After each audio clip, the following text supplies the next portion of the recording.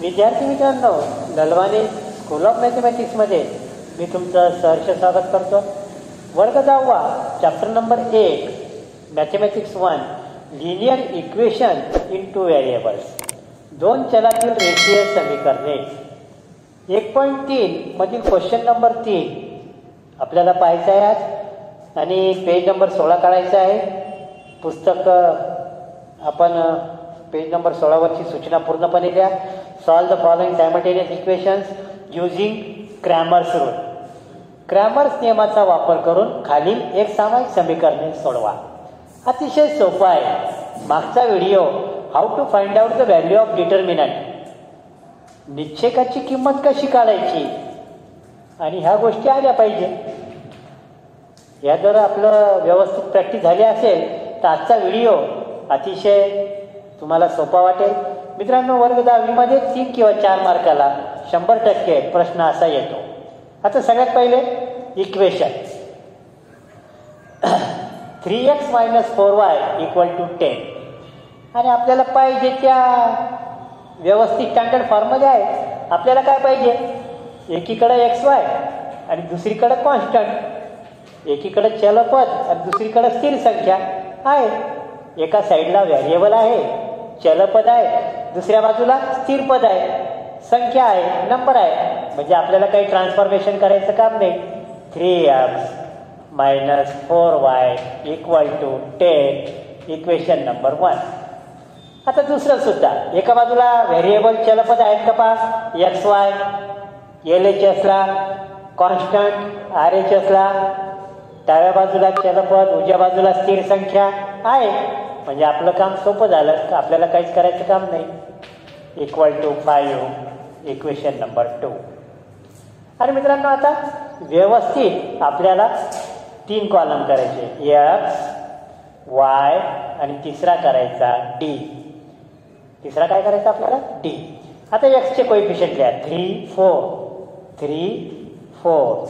आता y चे coefficient 4 नाही, -4, 3. आता d म्हणजे कॉन्स्टंट इकडं, 10, 5. स्टेप नंबर 1, सगळ्यात पहिले व्हेरिएबल LHSला आणि नंबर 10, 5 RHSला. एका बाजूला चलपद, दुसऱ्या बाजूला स्थिर संख्या. या स्वरूपात दिलेलं इक्वेशन समीकरण आहे का ते पहा. आहे. पहिली स्टेप संपली. आता दुसरी स्टेप, 3 कॉलम तयार करा, x, y, d. कारण उदाहरणामध्ये xy आहे म्हणून xy, ab असतं तर ab, mn असतं तर mn, d प्रत्येकामध्ये आहे. आता आपल्याला 3 डिटर्मिनंट तयार करायचे आहे. आपल्याला 3 निश्चयक तयार करायचे आहे. त्यातला पहिला निश्चयक नंबर 1 d. पहिला निश्चय कोणता तयार करायचा, d. नंबर 2 आपल्याला दुसरा तयार करायचा d, आणि सफिक्स मध्ये काय लिहायचं, x, dx तयार करायचा. नंबर 3 आपल्याला तिसरा कोणता करायचा, dy.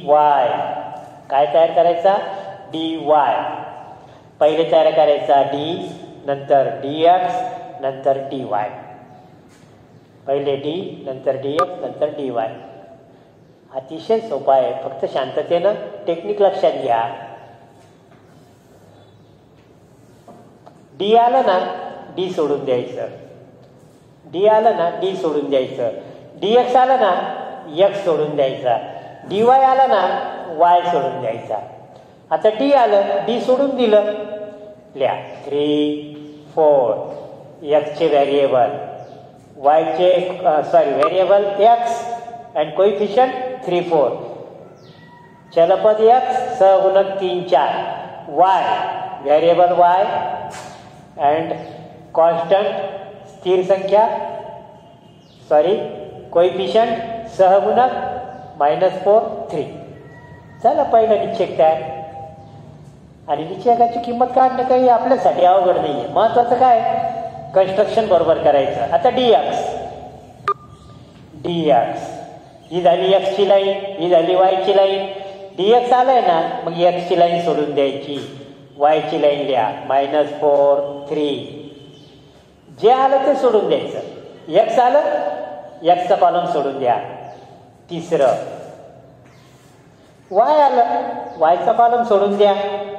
एक्सचा कॉलम लिहा 3 4. पुन्हा एकदा सांगतो. डी आलं डीचा कॉलम सोडून दिला. एक्स आणि वाय लिहिले. Coefficient of x coefficient of y. एक्सचे सहगुणक वायचे सहगुणक. डी एक्स आला एक्सची लाईन सोडून दिली. एक्सचा कॉलम सोडून दिला. एक्सचा स्तंभ सोडून दिला. वाय आलं वायचा कॉलम सोडून दिला. आणि मित्रांनो जागा तरी कमी ठेवता येणार नाही. इथं काही ना काही तर लिहावंच लागेल. मग इथं डी लिहू 10 10 5. इथं सुद्धा काही रिकामं ठेवता येणार नाही. 10 5. हे झाले 3 डिटर्मिनंट तयार. 3 निश्चय तयार झाले. एक्स आला एक्सची लाईन एक्सचा कॉलम रिप्लेस केला डीनं. वाय आला वायचा कॉलम रिप्लेस केला डीनं. या प्रकारे 3 डिटर्मिनंट ज्याला तयार करता आले त्याचं उदाहरण 100% बरोबर येणार. आपण आता पुन्हा एकदा तयार करू. चला नंबर 1 काय तयार करायचं. डी सोडून द्यायचा. थोडंसं खाली लिहितो याला. डी सोडून द्यायचा.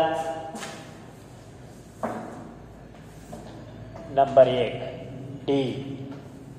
डी सोडून द्यायचा. लिहायचं काय 3 4 -4 3 x y.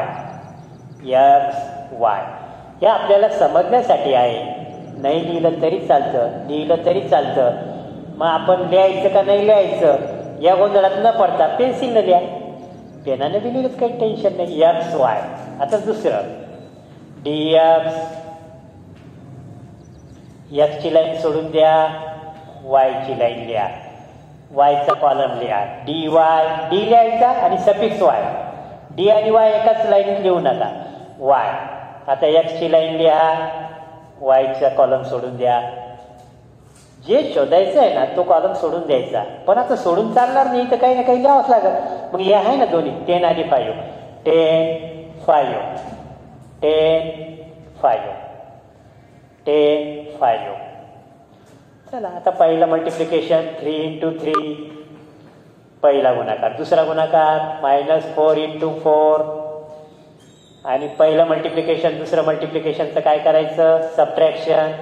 There are 2 signs consecutive make the bracket. मागचा व्हिडिओ 2दा-3दा पहा आणि नंतरच हा व्हिडिओ सोडवा. 1.3 क्वेश्चन नंबर 1 आणि 2चा व्हिडिओ आपण टाकलेला त्याच्यामध्ये याची भरपूर प्रॅक्टिस घेतलेली आहे. ते पहिले सोडवा. 3 3 जा 9 -× -+, 4 4 जा 16 = 25. मल्टिप्लिकेशनमध्ये मायनसचं साईन 2 टाइम 4 टाइम 6 टाइम आलं ते answer plus. 1 time 3 time 5 time आलं ते आन्सर -1 2 म्हणजे प्लस. चला आता सेकंड 10 × 3 पहिला गुणाकार. दुसरा -4 × 5. फर्स्ट मल्टिप्लिकेशन सेकंड मल्टिप्लिकेशन त्याचं काय करायचं मायनस. याला काय करायचा ब्रॅकेट. पुढे लिहा 10 × 3 30 -× -+20 = 50. एकाच लाईनीत लिहायची गरज नाही. पण आता माझ्याकडे थोडं बोर्ड लिमिटेशन आहे म्हणून मी एकाच लाईनीत लिहिलं. या स्टेप्स एका खाली लिहिल्या तर खूप चांगलं. चला पुढं 3 × 5 -10 × 4 15 - 14 40 -25. 3 व्हॅल्यू काढल्या. डी dx डी कोणत्या व्हॅल्यू काढल्या घ्या. नंबर 1 व्हॅल्यू काय काढली D what is the value 25. dx is equal to 50.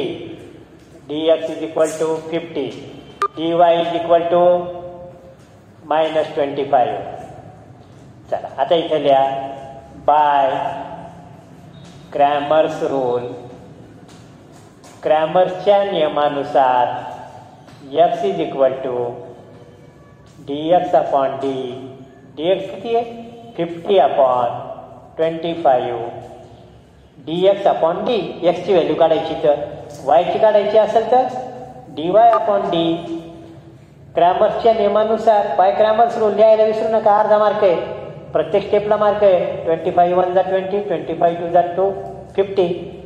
चला dy किती आहे dy -25 डी 25 -1.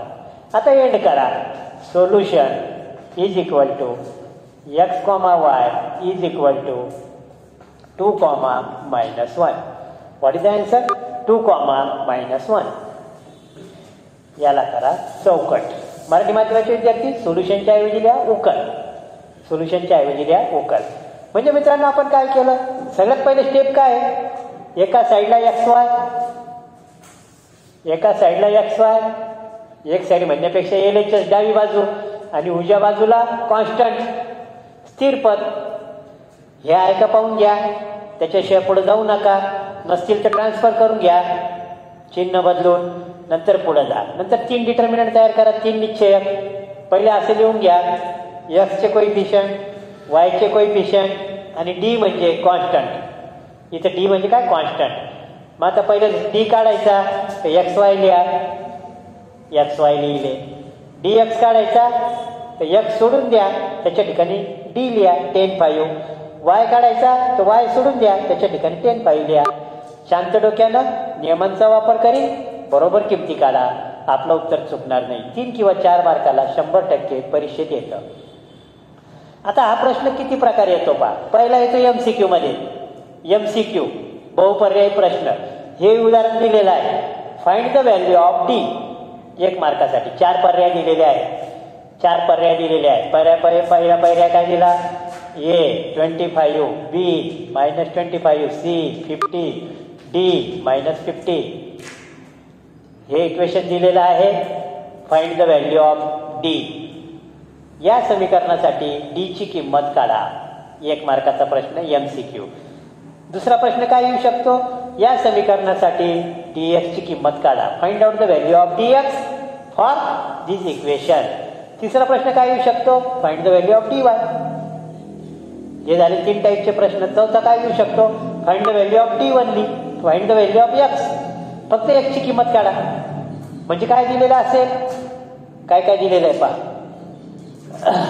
चौथा प्रश्न कसा येतो पहा, if d is equal to 25, dx equal to 50, find the value of x. जर d बरोबर 25, dx बरोबर 50 तर x ची किंमत काढा. हा येतो चौथ्या प्रकारचा प्रश्न. पहिला प्रश्न काय आहे, find the value of d, find the value of dx, find the value of dy. d ची किंमत काढा, dx ची किंमत काढा, dy ची किंमत काढा. दुसरा प्रश्न काय येऊ शकतो, जर d बरोबर 25, dx बरोबर 50 तर x ची किंमत काढा. दोघांचा भागाकार करायचा. पाचवा प्रश्न काय येऊ शकतो, d is equal to 25, dy equal to -25, find the value of y. d बरोबर 25, dy बरोबर -25 तर y ची किंमत काढा. हे झाला पाचवा प्रश्न. म्हणजे मित्रांनो हा प्रश्न जर सोडवला ना तर तुम्हाला क्रॅमर्स रूलवर आधारित कोणत्याही प्रकारचा प्रश्न आला तर सोडवता येतो. आणखी कोणत्या प्रकारचा प्रश्न येऊ शकतो, 6वा. इतकंच दिलेलं आहे फक्त, 3 4 -4 3, find the value of determinant, निश्चयकाची किंमत काढा. इतकं दिलेलं आहे फक्त. 3 4 - 4 3, किंमत काढायची 25, 2 मार्क पक्के. हा झाला 6वा प्रश्न. 7वा प्रश्न कसा येऊ शकतो, dx ची किंमत काढा. फक्त इतकं दिलेलं आहे, 10 5 -4 3, फक्त इतकं दिलेलं आहे, 3 4 10 5, किंमत काढा. आणखी एक नाविन्यपूर्ण प्रश्न कसा येतो पहा. प्रश्न क्रमांक 9 कसा येऊ शकतो पहा.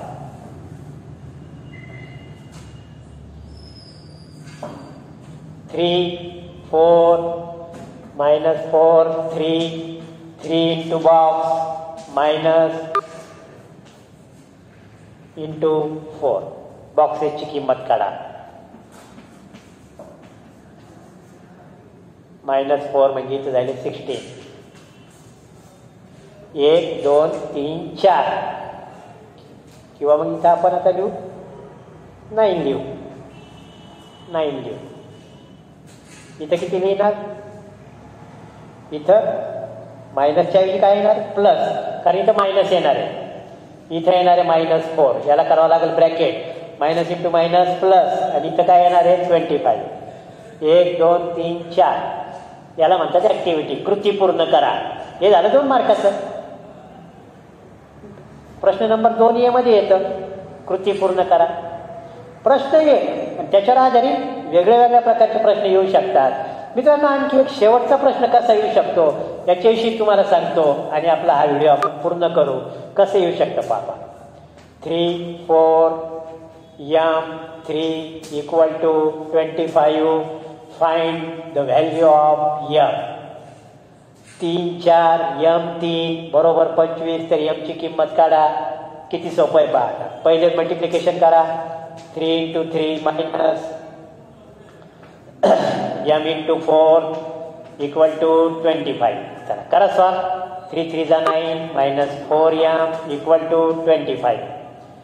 9 -4m ला ट्रान्सफर करतो 4m, 25 ला ट्रान्सफर करतो -25.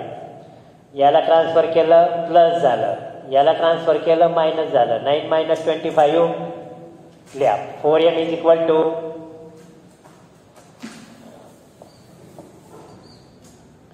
4m = -16. m = -16/4.